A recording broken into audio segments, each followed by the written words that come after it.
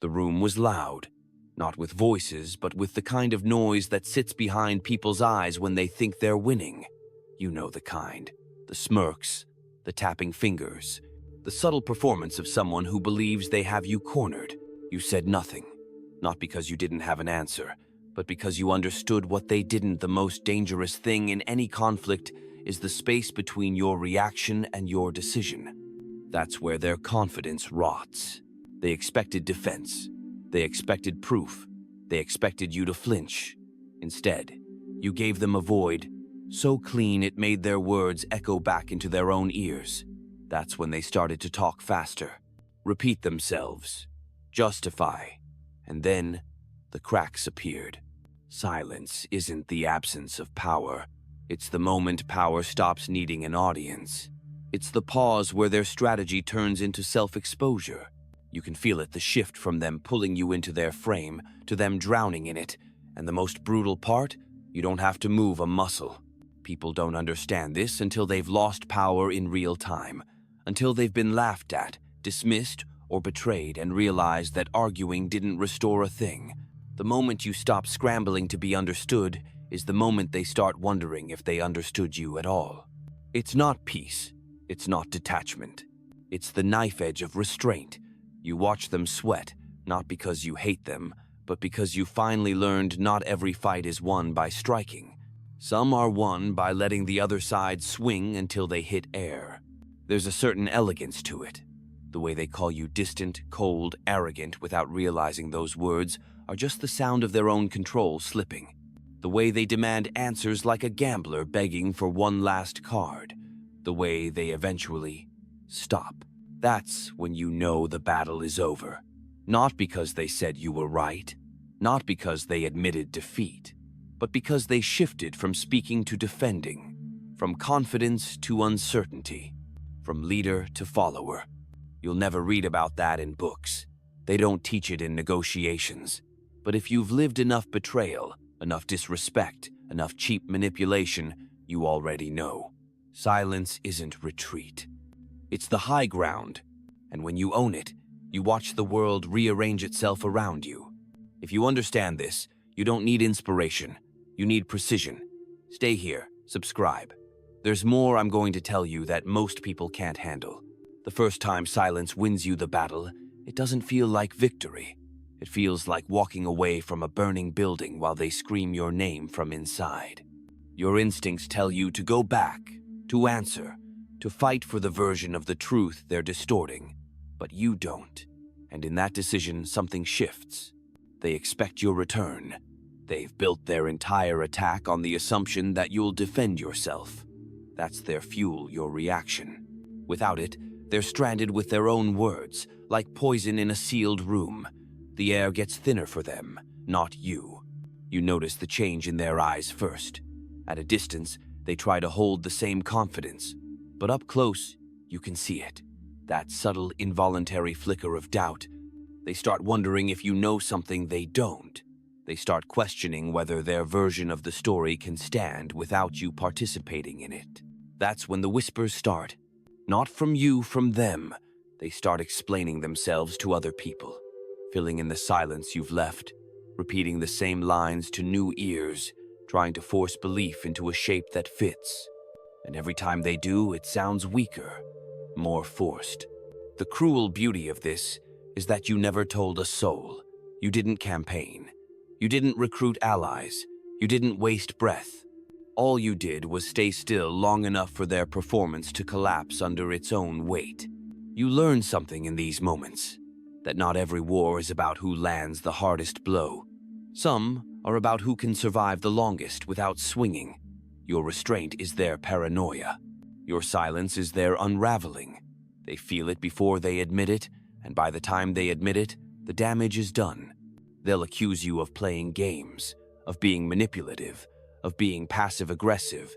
That's the language of someone who just lost control but needs to dress it up as your fault. And you let them. You don't correct them. You don't give them the satisfaction of clarity, because you know the truth. The second you explain, you forfeit the advantage. Power doesn't need witnesses. It doesn't need applause. It doesn't even need to be understood. It just needs to be undeniable. And silence, when used with intention, is the most undeniable thing in the room. They won't tell you you've won. They'll avoid you, resent you, maybe even smear you. But you'll see it in how they can't stop looking over their shoulder, how their energy shifts every time your name comes up, how they work to convince themselves they're over it. That's the mark of someone still stuck in the fight long after you've left it. You didn't just win, you rewrote the terms of the battle so completely, they never even realized the ground moved beneath them. The second time silence wins you the battle, you're not even trying. You're in a room. They're talking not to you, but about you. Small jabs disguised as jokes. A performance meant for an audience that thinks it's in on the humor. You hear it, but you don't give it a stage, not even a glance. It's not ignorance, it's not weakness, it's calculation. You know the moment you respond, you legitimize them. You make their words real. But if you leave them to die in the air, the joke turns into something else, something awkward, something that lingers too long without a laugh. The silence after an unreturned insult is heavier than any comeback. It forces the crowd to notice the imbalance, the one who's clawing for attention and the one who's not granting it. That's the moment they start to see who's in control, and it's never the loud one. They'll double down, of course. They'll say it again, louder, maybe even look directly at you this time. And still, nothing. Not a flinch, not a twitch of the mouth. Just the unshakable presence of someone who doesn't need to defend themselves. That's when the energy shifts. Not for you, for everyone else watching. People underestimate how fast confidence can rot when it's not fed. They think they can keep swinging without you blocking, but without resistance, their blows start to look desperate, and desperation is ugly. Your silence doesn't just strip them of power, it reveals their hunger for it. That's the humiliation they can't recover from. Because now, the room isn't laughing with them, it's studying them. This is the part most people don't understand. You didn't stay quiet to appear strong. You stayed quiet because you didn't need to prove it. You already knew where the balance lay. You already knew that silence can be the loudest declaration in the room if you have the discipline to hold it. By the end, they won't remember exactly what was said. They'll remember how it felt. And the one who felt small wasn't you. It never was. When you can do that without effort, when silence becomes your default instead of your weapon, that's when it stops being a tactic and becomes part of who you are. That's when the war is over before it begins. The third time silence wins you the battle, it's not in a room. It's in a text thread. The kind where you can see the dots blinking. The kind where they're waiting for a reaction, leaning on the screen like it's going to cough up your response if they stare hard enough. You read it. Every word. You know exactly what they're trying to do. Hook you into clarifying, defending, proving. They're not looking for resolution. They're looking for an opening. You don't give it to them. You close the phone. You go about your day. Hours pass. Days. You watch the silence work. It's not passive. It's pressure. It's the weight of being unanswered in a world where everyone expects instant validation. They'll send follow-ups. Some sharp, some soft, some pretending not to care, others dripping with urgency. You don't touch a single one. And with each unanswered message, you feel the power shifting. Not toward you, but away from them. Because here's the truth. Once you stop responding, they're no longer in control of the conversation. They're in conversation with themselves. They start rewriting history in their own head, guessing where you stand, wondering if they miscalculated. And that wondering eats at them far more than anything you could have said. People fear silence more than confrontation. Confrontation gives them something to push against. Silence leaves them swinging into the dark, unsure if you're even there anymore. It's the absence that haunts. Eventually, they'll try to flip it. Pretend they were the one pulling away. Pretend your silence means nothing, but you'll see the truth in the way they can't stop circling back. The way they reference you without saying your name. The way they try to make the absence smaller than it is. You don't break the silence to reclaim control. You hold it to show you never lost it. You let the unanswered words sit there like a mirror they can't look into for too long. And the longer they sit with it, the clearer it becomes. You were never playing their game. You were removing the board entirely.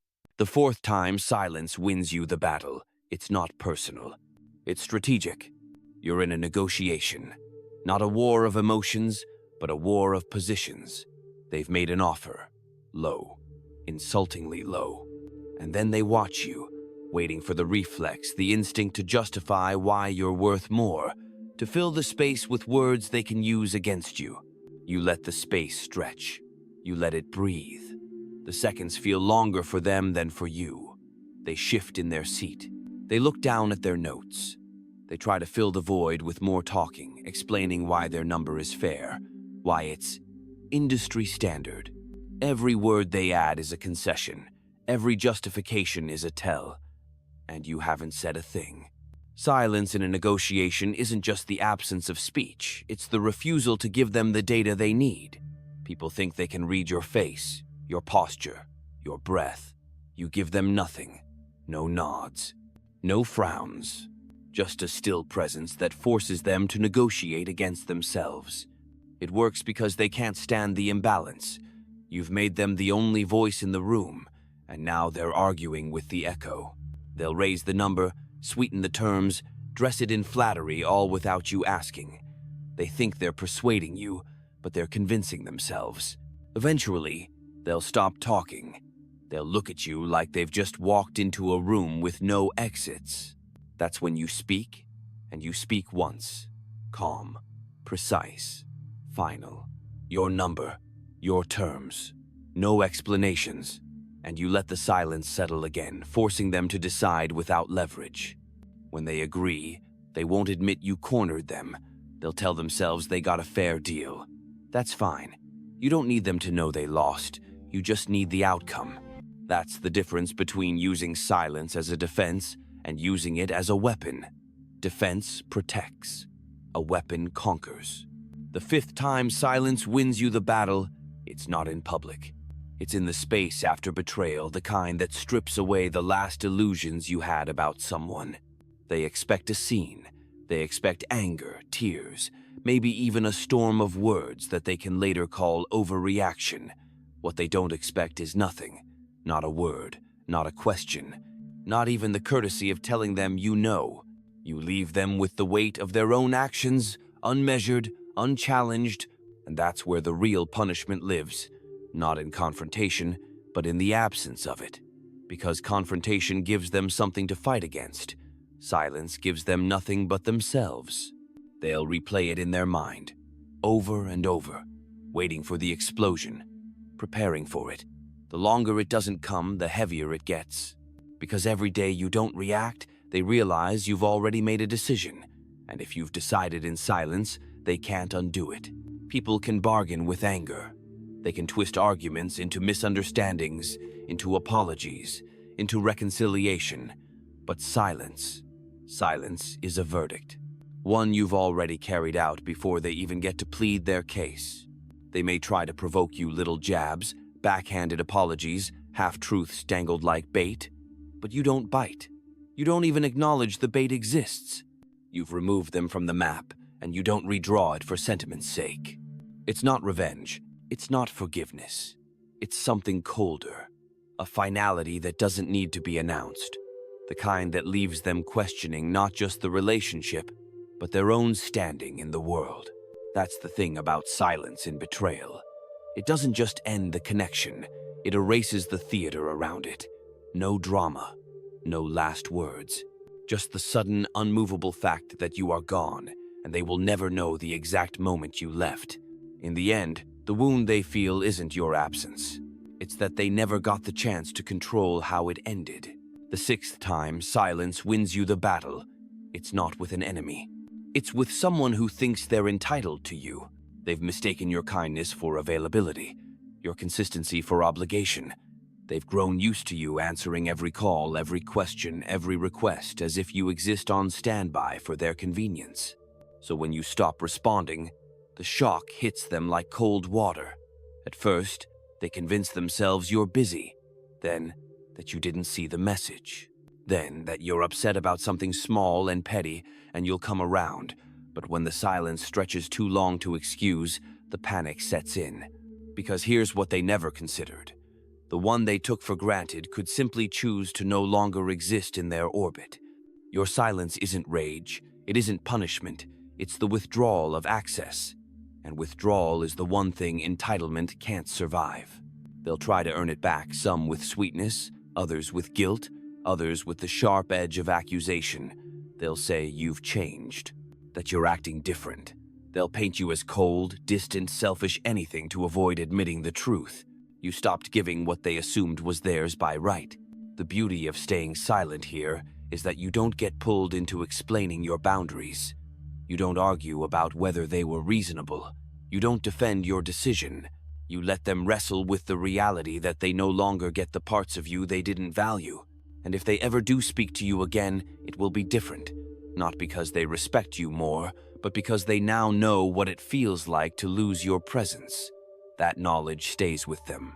Quiet, persistent, inconvenient. That's the quiet reordering of the relationship, not through demands, but through absence. The kind of absence that leaves no doubt it could happen again. The seventh time silence wins you the battle.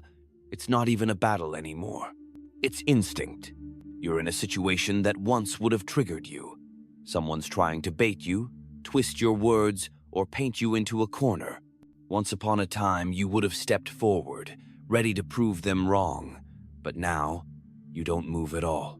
You've carried silence long enough that it's no longer something you reach for, it's something you are. There's no rush of restraint, no conscious decision to hold back. There's only the calm certainty that reacting would make you smaller, and you don't shrink for anyone. They try harder. They escalate. They raise their voice, sharpen their tone, reach for every button they think you still have. But those buttons aren't there anymore. You've stripped them out one by one over the years, until there's nothing for them to push. Silence here isn't just about not speaking, it's about not even thinking about speaking. It's about the absence of the urge to prove, to explain, to be understood. You've stepped out of the transaction entirely, and they can feel it. That feeling is what breaks them. Not your words, not your arguments. The recognition that nothing they do will move you. That your attention, the currency they were fighting for, is no longer available at any price. You don't need to watch them crumble. You don't need to see the defeat in their eyes. You already know it's there. You know it because you've been on the other side once before you learned the truth. That control doesn't come from winning the exchange. It comes from not needing the exchange at all. And that's the final evolution. Silence not as a tool, not as a weapon, but as the natural state of someone who no longer lives in reaction to others. Someone who doesn't just hold the high ground, they are the high ground. In the end, you realize Machiavelli was right about one thing. Control isn't seized in the moment. It's built in the discipline that comes before it. The people who lose to silence never lose to the absence of words. They lose to the fact that you're no longer bound to their rhythm, their timing, their frame. You've stopped dancing to music they control, and that's why they call you cold. Not because you are, but because they've mistaken warmth for compliance their entire lives. You broke that illusion without ceremony, without warning, without apology. You didn't win these 7 battles by force. You won them by refusing to step into the arena they built for you. And once you've tasted that kind of power, the chaos of the old game looks pitiful, small. Beneath you, they'll talk.